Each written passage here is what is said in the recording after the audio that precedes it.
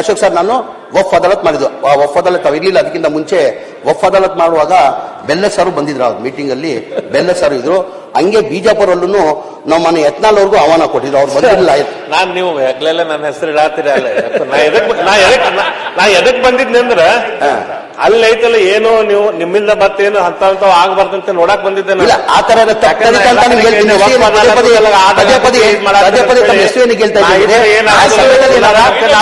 ಅಂತ ನಾನು ಹೇಳ್ತಾರೆ.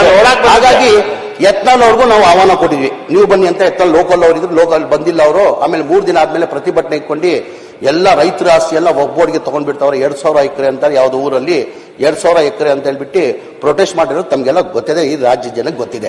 ಆಮೇಲೆ DC ಅವರೇ ಹೇಳಿಕೆ ಕೊಟ್ಟರು, ವಿಡಿಯೋ ಮುಖಾಂತರ DC ಅವರು ಹೇಳಿಕೆ ಕೊಟ್ಟರು.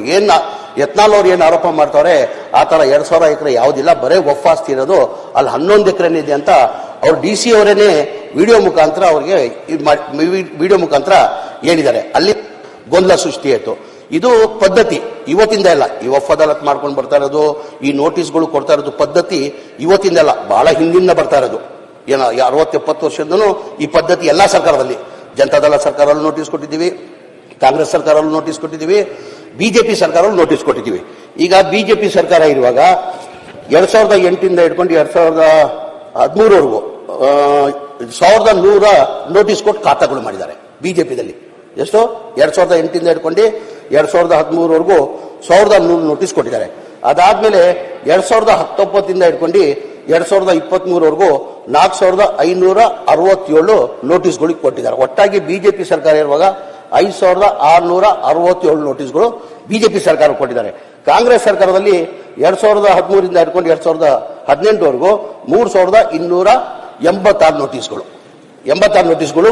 ಈ ಪದ್ಧತಿ ಯಾರಿಗೆ ನೋಟಿಸ್ಗಳು ಬಿಜೆಪಿ ಇದ್ದಾಗ ಕೊಟ್ಟಿರೋದು ಹೇಳ್ತಾ ಬಿಜೆಪಿ ಸರ್ಕಾರ ಕೊಟ್ರಿ. ನೀವು ಮಾಡಿದ ಕಾನೂನಿಂದ ಹೇಳ್ತೀನಿ, ನೀವಿಲ್ಲ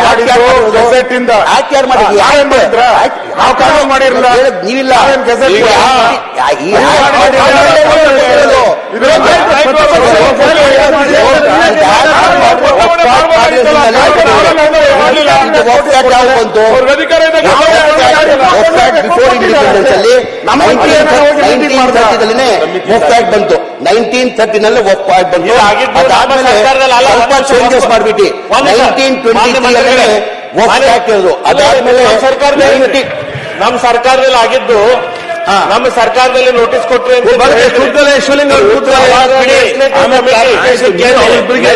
ಕಮಿಟಿಯಿಂದ ಆಗಿದ್ದು, ಸರ್ಕಾರದಿಂದ ಆಗಿದ್ದಲ್ಲ. ಲೆಜಿಸ್ಲೇಟಿವ್ ಕಮಿಟಿಯಲ್ಲಿ ಕರೆದು ನಿಮ್ಮ ಸರ್ಕಾರದಲ್ಲಿ ಮುಖ್ಯಮಂತ್ರಿಗಳ ಇನ್ಸ್ಟ್ರಕ್ಷನ್ ಮೇಲೆ ನಾ ಮಾಡ್ತಾ ಇದ್ದೇನೆ ಅಂತ ನೀವು ಜಮೀನು ಬದಲಾವಣೆ ಆಗ್ತಾ ಇದೆ ನಿಮ್ಮ ಸರ್ಕಾರದಲ್ಲಿ. ನಮ್ಮ ಸರ್ಕಾರದಲ್ಲಿ ಹಂಗಾಗಿದ್ದಿಲ್ಲ. ಉತ್ತರ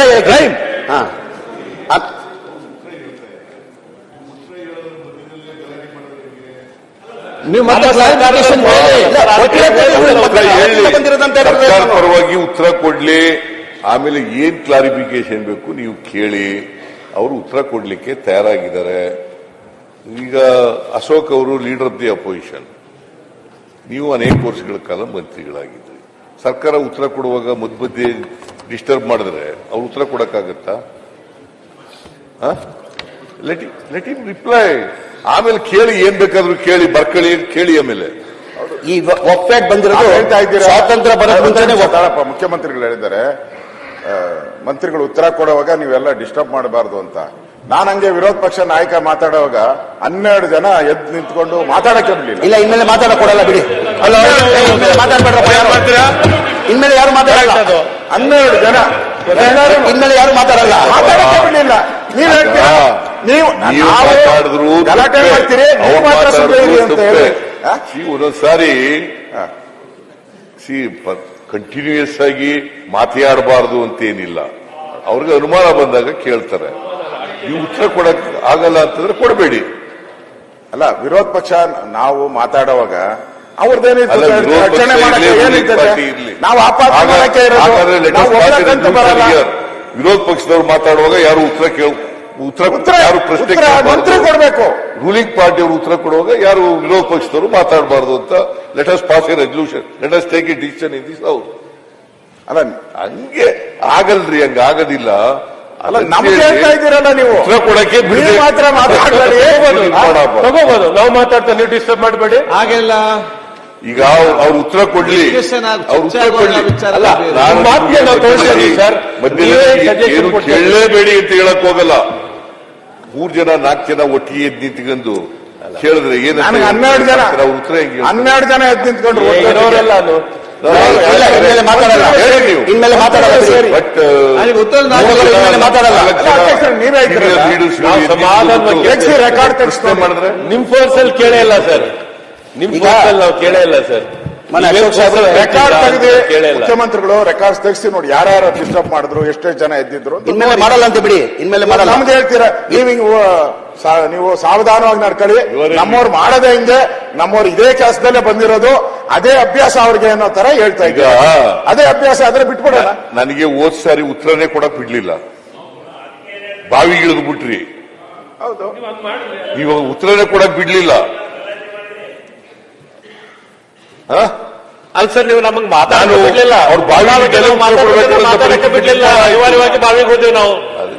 ಈಗ ನೋಡಿ, ಪ್ರಜಾಪ್ರಭುತ್ವ ವ್ಯವಸ್ಥೆಯಲ್ಲಿ ಸಂಸದೀಯ ಚೌಕಟ್ಟಿನಲ್ಲಿ ಕೆಲಸ ಮಾಡುವಾಗ ಅನುಮಾನಗಳಿದ್ದಾಗ ಕೇಳಬೇಕು. ಬಟ್ ಅದನ್ನೇ ಒಂದು ಕಂಪ್ಲೀಟ್ ಆಗಿ ಉತ್ತರ ಕೊಡಕ್ಕೆ ಬಿಡೋದೇ ಇಲ್ಲ ನಾವು ಅನ್ನೋ ತರ ಆಗ್ಬಾರ್ದು, ಪರಿಸ್ಥಿತಿ ನಿರ್ಮಾಣ ಆಗ್ಬಾರ್ದು. ಇಲ್ಲ ಸರ್, ಒಬ್ಬೊಬ್ರು ಎದ್ದು ನಿಂತ್ಕೊಂಡು ಮಾತಾಡ್ಲಿ. ಈಗ ನಾನ್ ಮಾತಾಡುವಾಗ ಯಾರಿಗೋ ಒಬ್ಬರಿಗೆ ಡೌಟ್ ಬರ್ತದೆ, ಒಬ್ರು ಎದ್ದು ನಿಂತ್ಕೊಂಡು ಮಾತಾಡ್ಲಿ, ಕೇಳಲಿ, ನಂದೇನು ಅಬ್ಜೆಕ್ಷನ್ ಇಲ್ಲ. ನಾನು ಎಲ್ಲರೂ ಎದ್ದು ನಿಂತ್ಕೊಂಡು ಗಲಾಟೆ ಮಾಡಿದ್ರೆ ನಾವು ಮಾತಾಡೋದಂಗೆ. ನಮ್ ಸ್ಪೀಕರ್ ಅವರು ಬುಲೆಟ್ ಟ್ರೈನ್ ತರ ಇರ್ತಾರೆ, ಆಯ್ತಾ ಆಯ್ತಾ ಆಯ್ತಾ ಆಯ್ತಾ ಆಯ್ತಾ ಅಂತ ಹೇಳ್ತಾನೆ ಇರ್ತಾರೆ. ಬುಲೆಟ್ ಟ್ರೈನ್ ಅವ್ರಿಗೆ ಗೊತ್ತಿದೆ, ಅವ್ರು ಸಾಕಷ್ಟು ಅನುಭವ ಆಗಿದೆ, ಅವ್ರು ಮಾತಾಡ್ತಾರೆ. ಬೇರೆಯವ್ರನ್ನ ಮಾತಾಡಿದ್ರೆ ವಿರೋಧ ಪಕ್ಷದ ನಾಯಕರು ಮಾತಾಡುವಾಗ, ಅಥವಾ ಅಶ್ವಥ್ ನಾರಾಯಣ ಮಾತಾಡುವಾಗ, ಅಥವಾ ಡೆಪ್ಟಿ ಲೀಡರ್ ಮಾತಾಡುವಾಗ, ಇನ್ಯಾರೋ ಬೇರೆಯವ್ರು ಮಾತಾಡುವಾಗ, ಸುನಿಲ್ ಮಾತಾಡುವಾಗ ಹೇಳಿದ್ರೆ ಸ್ಪೀಕರ್ ಇದ್ದಾರೆ, ಸ್ಪೀಕರ್ ಕಂಟ್ರೋಲ್ ಮಾಡ್ತಾರೆ. ನಾವು ಹಾಗಂತೇಳಿ ಅವ್ರು ಮಾತಾಡ್ತಾರೆ ನಾವು ಮಾತಾಡ್ತೀವಿ ಅಂತ ಅನ್ಬಾರ್ದು. ಆಯ್ತು, ಆಗಿಲ್ಲ ಆಗಿಲ್ಲ, ಅವ್ರು ಮಾಡೋದೇ ತಪ್ಪು ಹೇಳ್ಬೇಕು. ಈಗ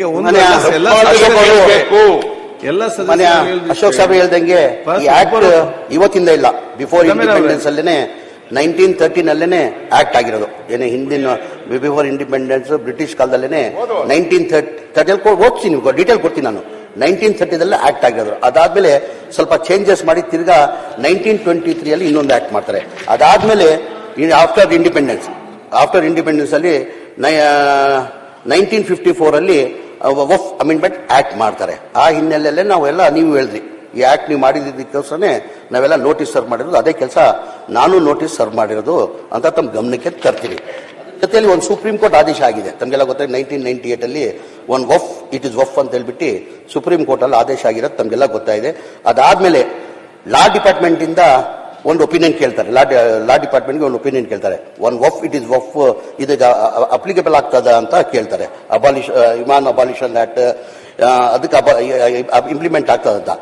ಅದಲ್ಲಿ ನಿಮ್ಮ ಸರ್ಕಾರ ಇರುವಾಗ ಮೋಸ್ಟ್ ಪ್ರಾಬಬ್ಲಿ ಸಮ್ಮಿಶ್ರ ಸರ್ಕಾರ ಇರ್ತದೆ 2019 ಇಲ್ಲ ಬಿಜೆಪಿ ಸರ್ಕಾರ ಇರ್ಬೋದು. ಅದ್ರಲ್ಲಿ ಲಾ ಡಿಪಾರ್ಟ್ಮೆಂಟ್ ಅವರು ಹೇಳ್ತಾರೆ ಇದಕ್ಕೆ ಅಪ್ಲಿಗ ಆಗಲ್ಲ ಅಂತ ಹೇಳ್ತಾರೆ ಒಪಿನಿಯನ್ಗೆ. ಅದಾದ್ಮೇಲೆ ತಿರ್ಗಾ ಒಂದು ಸುಪ್ರೀಂ ಕೋರ್ಟ್ 2017 ಸುಪ್ರೀಂ ಕೋರ್ಟ್ ಅಲ್ಲಿ ಮೋಹನ್ ಶಾಂತಗಳು ಒಂದು ಜಡ್ಜ್ಮೆಂಟ್ ಕೊಡ್ತಾರೆ ಸುಪ್ರೀಂ ಕೋರ್ಟ್ ಅಲ್ಲಿ. ಏನಂತ ಕೊಡ್ತಾರೆ, once it is a notify it is final as per judgment, any dispute about the property they can approach civil court. ಏನಾರು ಹಂಗಿದೆ ಸಿವಿಲ್ ಕೋರ್ಟ್ ಹೋಗಕ್ಕೆ ಅವಕಾಶ ಇದೆ ಅಂತ ಸುಪ್ರೀಂ ಕೋರ್ಟ್ ಜಡ್ಜ್ಮೆಂಟ್ ಇದು. ಸುಪ್ರೀಂ ಕೋರ್ಟ್ ಅವರು ಜಡ್ಜ್ಮೆಂಟ್ ಕೊಡ್ತಾರೆ. ಅದಾದ್ಮೇಲೆ ಕೇಂದ್ರ ಸರ್ಕಾರ ತಮಗೆಲ್ಲ ಗೊತ್ತಿರೋದು, ನಾನು ಪದೇ ರಿಪೀಟ್ ಮಾಡಕ್ ಹೋಗಲ್ಲ. ನಿಮ್ದೇ ಮ್ಯಾನಿಫೆಸ್ಟೋದಲ್ಲಿ ಎನ್ಕರೇಜ್ಮೆಂಟ್ ತೆಗಿಬೇಕಂತ ಆಗಿರೋದು ತಮಗೆಲ್ಲ ಗೊತ್ತು. ಮೊನ್ನೆ ಹೇಳಿದ್ದೀನಿ, ತಿರ್ಗಾ ಪದೇ ಹೇಳಕ್ ಹೋಗಲ್ಲ. ಕೇಂದ್ರ ಸರ್ಕಾರ ಏನ್ ಮಾಡ್ತಾರೆ, GPS ಮ್ಯಾಪಿಂಗ್ ಅಂತ ಹೇಳ್ಬಿಟ್ಟು GPS ಮ್ಯಾಪಿಂಗ್ ಅಂತ ಮಾಡ್ಬಿಟ್ಟು 2014 ಹಿಡ್ಕೊಂಡು 2022 ₹5,99,00,000 ಅನುದಾನ ನಮ್ಮ ರಾಜ್ಯಕ್ಕೆ ಕೊಟ್ಟಿದ್ದಾರೆ. ಇಡೀ ರಾಜ್ಯಕ್ಕೆ ಕೊಡ್ತಾರೆ. 325 ಕೋಟಿ ಕೊಟ್ಟವ್ರೆ. ಇಡೀ ದೇಶಕ್ಕೆ ಎಲ್ಲಾ ರಾಜ್ಯಕ್ಕೆ ದುಡ್ಡು ಕೊಡ್ತಾರೆ. ನಮ್ಮ ರಾಜ್ಯಕ್ಕೆ ಸರ್ವೆ ಮಾಡಿಸಿ ಅಂತ ಹೇಳ್ಬಿಟ್ಟು 6 ಕೋಟಿ ಅನುದಾನ ಕೇಂದ್ರ ಸರ್ಕಾರ ಕೊಟ್ಟಿದೆ. ಕೇಂದ್ರ ಸರ್ಕಾರದಿಂದ ಪ್ರತಿ ವರ್ಷ ಕೊಟ್ಕೊಂಡು ಬರ್ತಾವ್ರೆ. ನಮಗೆ 2014 ಹಿಡ್ಕೊಂಡು 2023 ಅನುದಾನ ಬಂದಿದೆ.